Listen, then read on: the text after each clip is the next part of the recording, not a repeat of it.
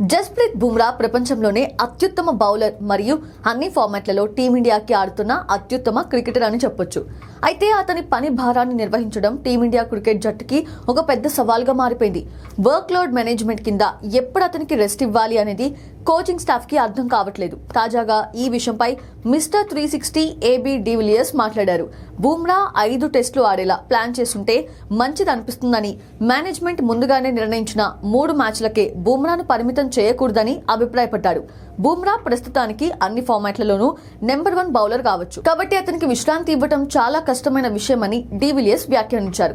అంతేకాదు, నేను test cricket నే అసలైన ఫార్మాట్ గా భావిస్తాను, అందువల్లే ఈ సిరీస్ కి అతన్ని 5 మ్యాచ్లు ఆడేలా సిద్ధం చేసుంటే బాగుండేదని చెప్పుకొచ్చాడు.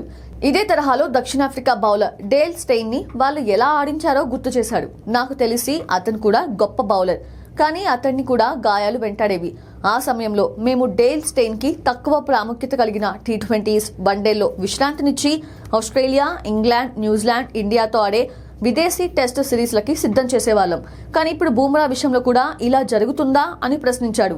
బుమ్రా వర్క్ లోడ్ మేనేజ్మెంట్ విషయంలో వైద్యుల సలహా తీసుకుంటున్నారా అనే డౌట్ కలుగుతుందని తెలిపాడు. బహుశా IPL ఆడటం ఒక వార్మప్ లా భావించాడేమో అని అభిప్రాయపడ్డాడు.